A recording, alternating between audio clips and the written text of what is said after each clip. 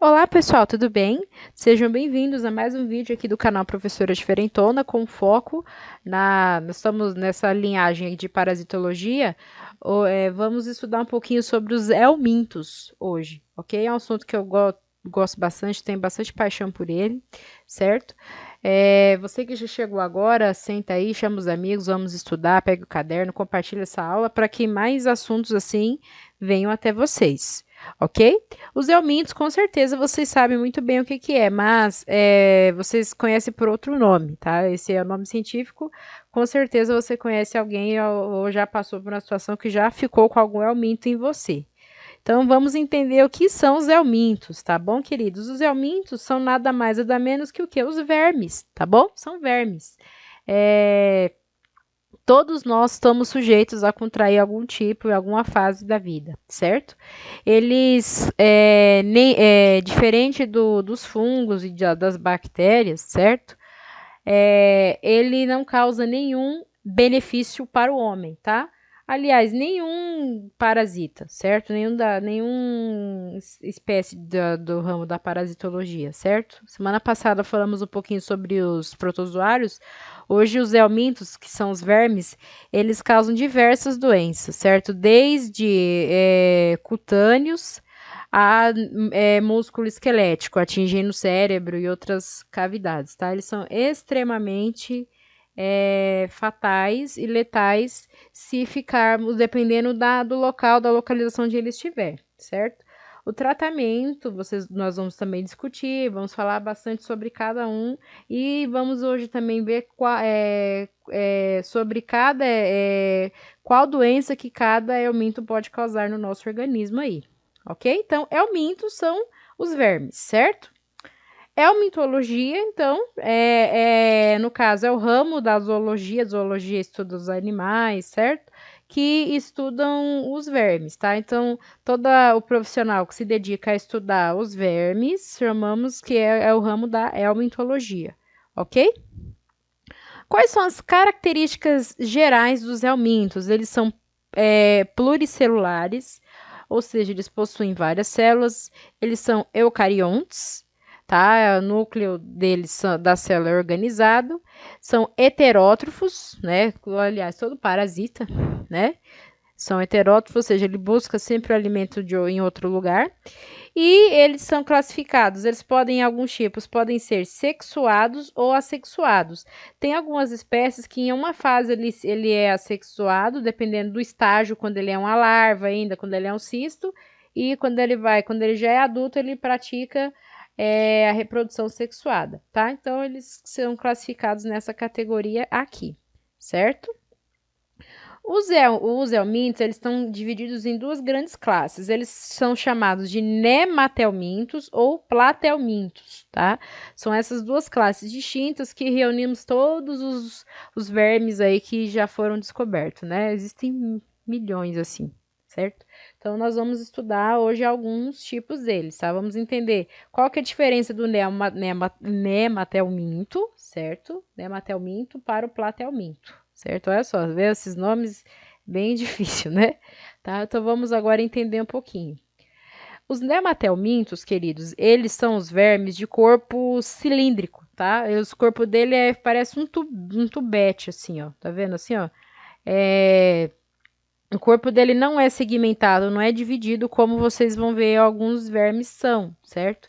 Eles são cilíndricos. Um exemplo disso, eles parecem minhocas, tá vendo aqui, ó? Um exemplo de nematelminto é a lombriga. O pessoal tá com lombriga, né? A lombriga ela é igual aqui, ó. Essa aqui é a lombriga. Nós vamos ver hoje como é que chama cientificamente ela, tá? Então, os nematelmintos, eles são cilíndricos.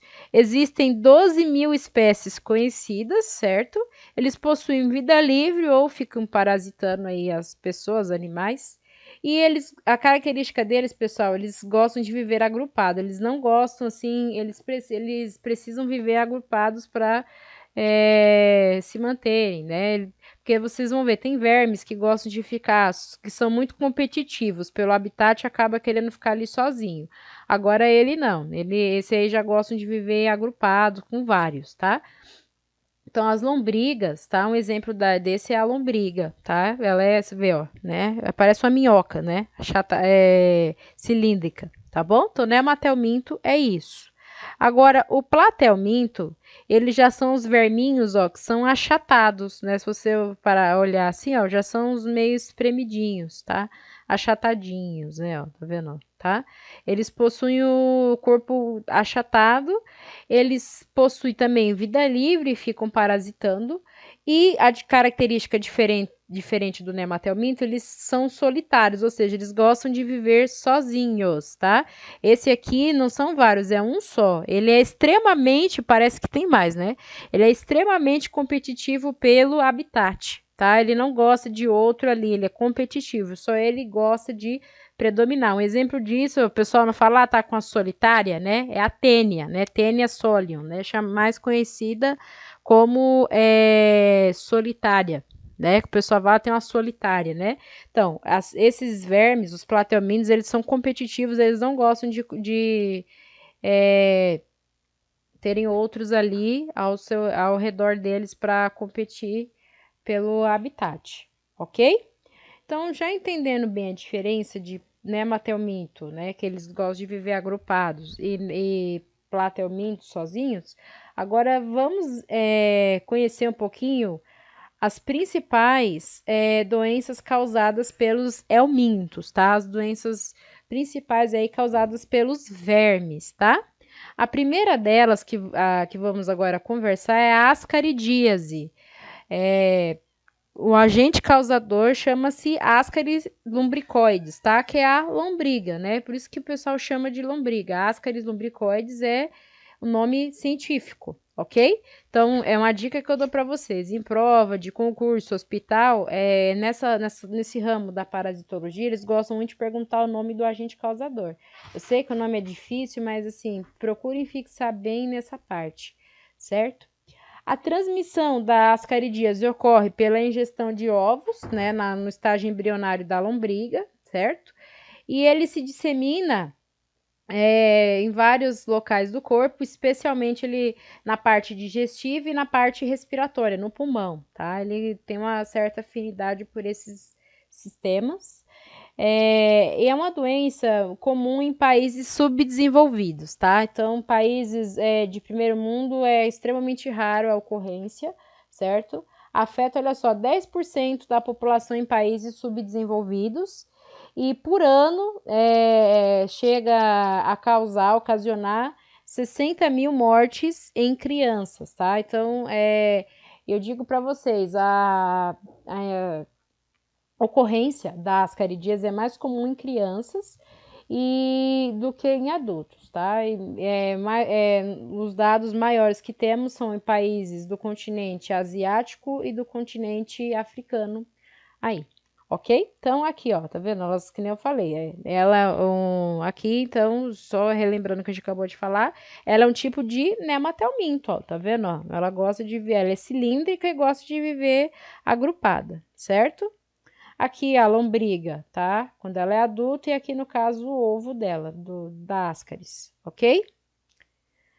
O ciclo de transmissão dela, né? Como eu falei ali, ocorre pela ingestão dos ovos, né? Do verme, né? Através de água, alimentos contaminados, certo? E esse verme, ele consegue ainda sair do ser humano através das fezes. O homem, ele elimina, tá? Parte dos ovos, tá? Sai nas fezes e por isso que vocês percebem que essa doença era muito comum no passado, porque banheiro era uma coisa que hoje em dia você até pode parar, nossa, todo mundo tem um banheiro em casa, mas antigamente, principalmente nas famílias do interior, o pessoal mais, né, não tinha, o banheiro era do ambiente externo da casa, não tinha o saneamento básico, então às vezes, né, a pessoa ia lá, acabava fazendo suas necessidades, se sujava, não se limpava adequadamente e ele acabava contraindo novamente, tá? Então, assim que o verme ele entra em forma de ovos, o homem ele dissemina ele através das fezes. Se não tiver um bom manejo dessas fezes, se elas forem, né, ali ficarem expostas, aí acaba outros seres sendo contaminados, ok? Os principais sinais e sintomas da ascaridíase são cólica abdominal, então a pessoa sente aquela gastura, aquele aperto, aquela dor, né, bem incômoda, acompanhada de diarreia, náuseas. A pessoa tem uma séria alteração do apetite, ela não tem mais vontade de comer, né, ela perde esse sintoma essa vontade, perdão, né, de querer comer. A tosse, ela é uma tosse muito produtiva com muco e também pode ter sangue, tá? Nesse muco aí. É um muco assim intenso e pode ter sangue. Quando ela atinge o pulmão, isso pode acontecer, certo? Também, olha só, por elas serem agrupadas, elas ficarem imensas, né, muito grandes, elas crescem, elas se reproduzem muito rápido, elas podem causar obstrução intestinal, elas podem bloquear o intestino, né, a passagem do intestino, porque elas acabam se aglomerando de tal forma que o conteúdo no intestino não consegue mais passar, certo? E também ela pode causar também crises asmáticas, tá? Crises de asma, certo? Aqui, ó, está para vocês, ó, nesse caso, né, quando ocorre obstrução intestinal, precisa ser feito, quando bloqueia, precisa ir para cirurgia, né? É a única solução, e olha só como é que elas ficam em monte, assim, né? Obstruindo o canal do intestino, tá? É imenso a quantidade que fica. Elas se reproduzem muito rápido, pessoal.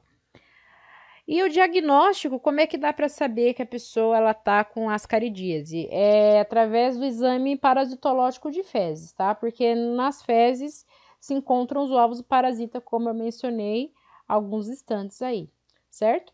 E o tratamento, no caso, quando não há obstrução intestinal, a gente administra, né? Lógico, de acordo com a prescrição do médico, os antiparasitários, todos eles via oral, certo? São esses aqui, ó, que eu coloquei para vocês, são os mais prescritos, certo? Então, esses antiparasitários, eles são na fase quando não há obstrução intestinal. Agora, quando já ocorre obstrução intestinal, aí precisa o tratamento ser cirúrgico, tá? Porque nesse caso, o medicamento não vai resolver. Eles eliminam totalmente o parasita do corpo, ok? As ascaridíase, mais conhecida como as lombrigas, ok? Sabe aquela expressão que até os pais da gente falam? Meus pais falavam muito. Está com lombriga, tá com a fome, nossa, você come, tá com a lombriga aí dentro. Por conta disso, porque por ele ser um parasita, ele ficar dentro do intestino, então tudo que a gente come, ele acaba o quê? Absorvendo e a gente acaba ficando sem nutriente. Por isso que essa expressão, tá com lombriga, né? Porque no caso, os parasitas eles são assim, mas especialmente esse aí, ele faz esse tipo de agravo, né? Como ele fica bastante no intestino e dissemina para os outros lugares, ele tem esse comportamento, ok? Agora vamos conversar um pouco sobre a teníase, certo? Teníase barra cisticercose. Vocês já ouviram falar desse nome, conhecem? Então, o que é a teníase, tá? Ela é uma infestação, queridos, que ela acomete o organismo e é causada pelo parasita Taenia solium ou Taenia saginata, tá? Porque lembra daquela conversa que nós tivemos bem na introdução da parasitologia dos hospedeiros intermediários e hospedeiro definitivo? Então, essa é uma doença que ela existe hospedeiros intermediários e definitivos. No caso, os intermediários, eles são suínos e bovinos, certo? Então, os que ficam nos suínos chamamos de Taenia solium, e os que ficam nos bovinos chamamos de Taenia saginata, certo? E o hospedeiro definitivo aqui, no caso, onde completa o estágio final, é o homem, tá? E como é que a transmissão ocorre? Ela ocorre através de carne mal passada, né? Carne crua contaminada com cistos ou os ovos, tá? Vocês vão entender qual que é a diferença da cisticercose para teníase, certo? Porque se você consumir uma carne, por isso que a importância de comer, isso é gosto. Sei que conheço muita gente que gosta de comer carne mal passada, a carne sangrando, só que isso não é legal, porque Você não sabe o processo, como é que o preparo que tiveram esses animais até o abate, as condições que eles viveram, né? Então, vai que eles estão contaminados, certo? É muito perigoso. E também ocorre, né, pela deficiência na coleta de dejetos, sabe? Fezes, essas coisas, né? Quando tem não tem um certo cuidado e também falta de higienização. Ok?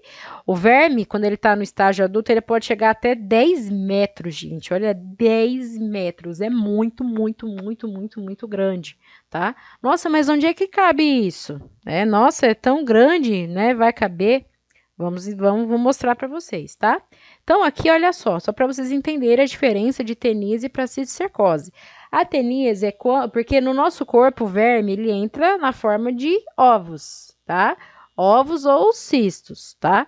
Os ovos, eles ainda vão eclodir. No caso, os cistos, eles já são as larvinhas que são formadas. Então, quando ele entra em forma de cistos no corpo, chamamos cisticercose, porque a larvinha, ela é espalhada pela corrente sanguínea, e daí, quando ela atinge os órgãos, principalmente o cérebro, tá? Ela vai se desenvolvendo lá, né?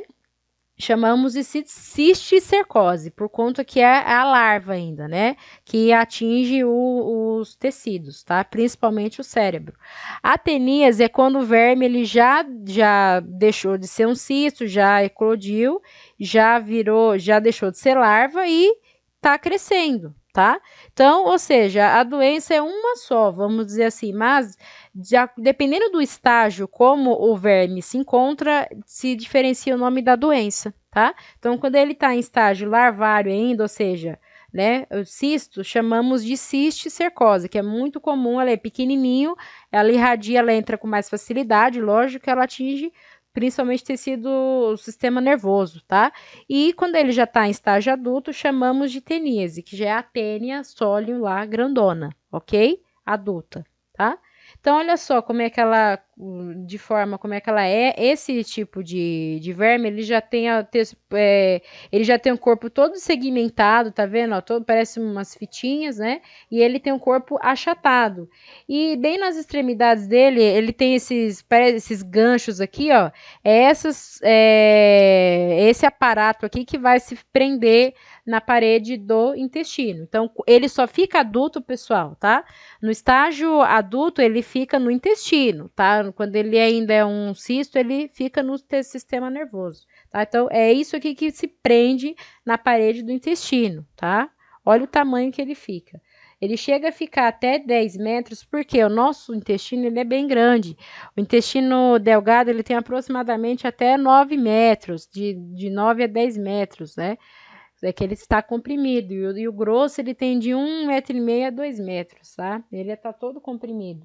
Então, ele chega a atingir esse tamanho e a pessoa pode conviver anos com esse verme e não ter nenhum sintoma, tá?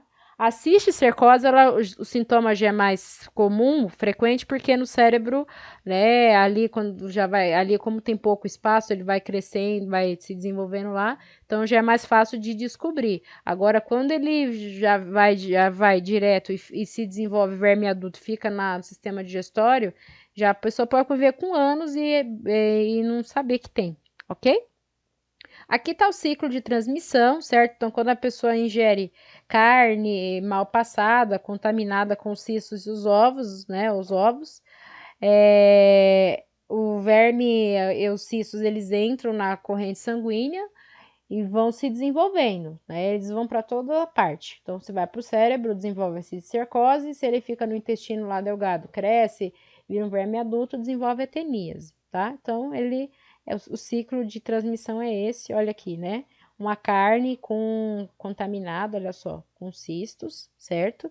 E aqui temos uma imagem do cérebro com a cisticercose, olha só os cistos aqui, ó, né? Eles destroem todo o cérebro, ok? Os principais sinais e sintomas da teníase, né, barra cisticercose, né, são dores abdominais, a pessoa sente um certo desconforto, diarreia, perda de peso, enjoos, são as náuseas, irritação, porque Como ela pode atingir o sistema nervoso, então tudo que está ali altera o funcionamento, então causa essa certa irritabilidade, alterações no apetite e também perturbações nervosas, né? A pessoa pode ter convulsões, a pessoa pode ter insônia, enfim, vários tipos, porque no estágio, se ela tiver pequenininha lá, for a larvinha, ela fica entrar mais facilmente no cérebro, porque não tem como um verme de 10 metros entrar dentro do cérebro, né? É muito grande, certo? E como é que é feito o diagnóstico, pessoal? O diagnóstico é feito através de raio-x, radiografias, tomografias, ultrassonografia, ressonância magnética. Esses são os exames de imagem disponíveis para tentar verificar. Porque os sintomas, vocês vão notar que essas doenças elas têm sintomas muito parecidos.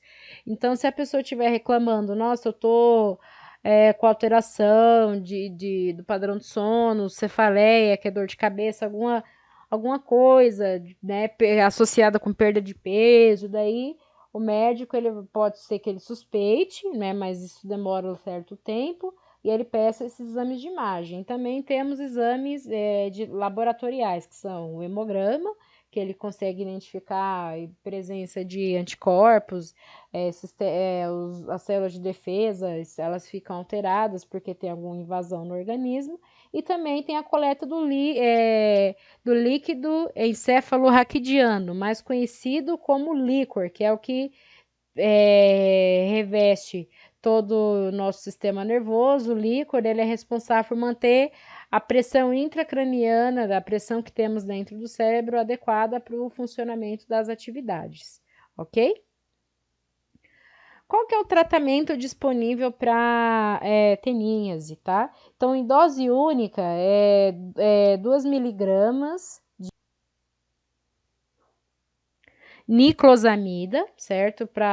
Isso consegue matar o verme adulto, tá? E esses outros medicamentos aqui, mebendazol, tá?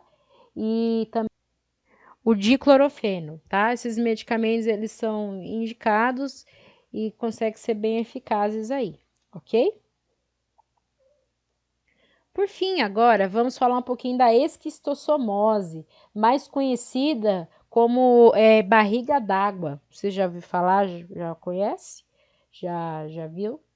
Então, a esquistossomose, o nome do agente causador é o verme Esquistossoma mansoni, certo?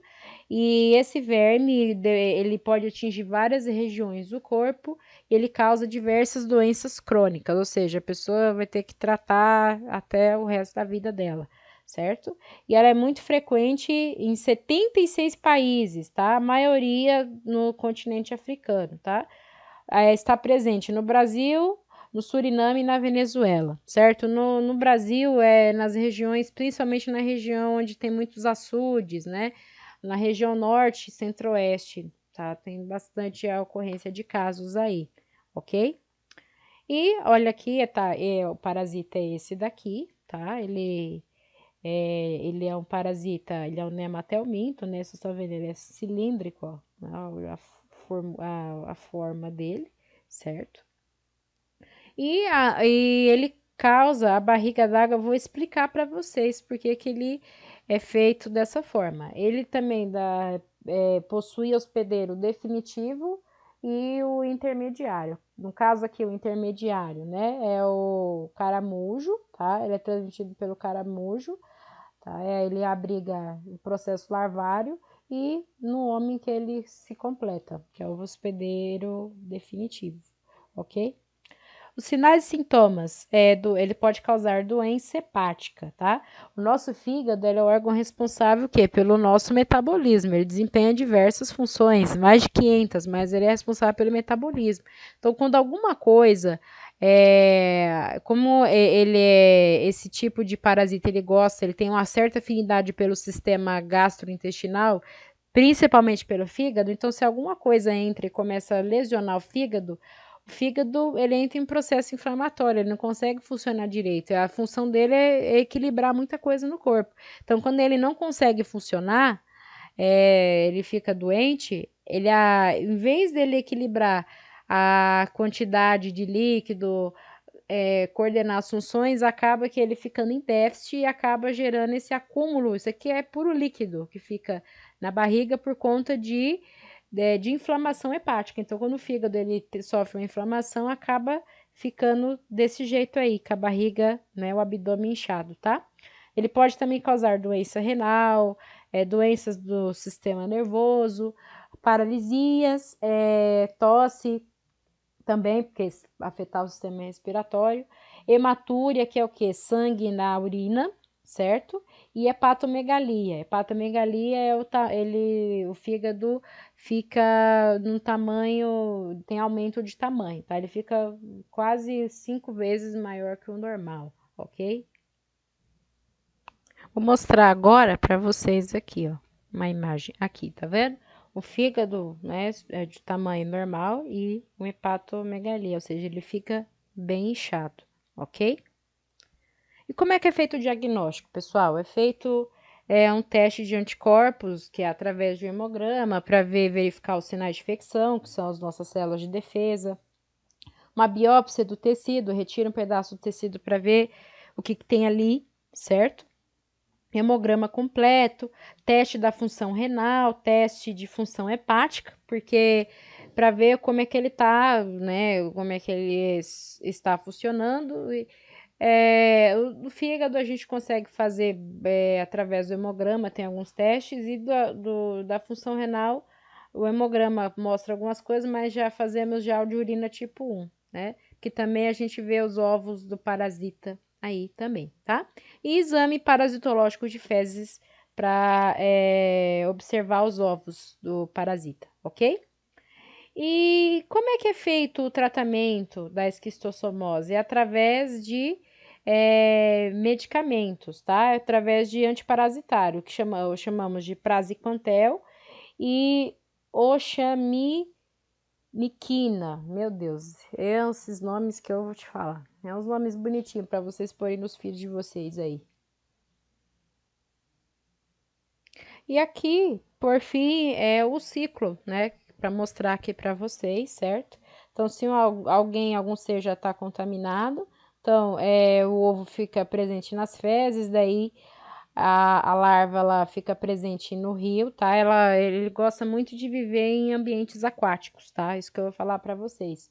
Daí a larva ela se abriga no caramujo. Daí, se a pessoa entra em contato com essa água, com esse açude, e tem alguma superfície, algum local do organismo que tem alguma abertura, alguma brechinha, se tem algum machucado no pé, na perna, né, alguma porta de entrada, aí, no caso aqui, a larva ela entra no corpo e no organismo do homem ela cresce e se aloja, principalmente ele gosta de ficar nas veias do mesentérica, ou seja, ali no intestino, que irriga o fígado ali também, ok? E, queridos, por hoje é isso que eu quis compartilhar com vocês. Espero que vocês tenham entendido e tenham gostado. Qualquer dúvida, estarei aqui para ajudá-los. Bons estudos para vocês e até a próxima. Tchau, tchau.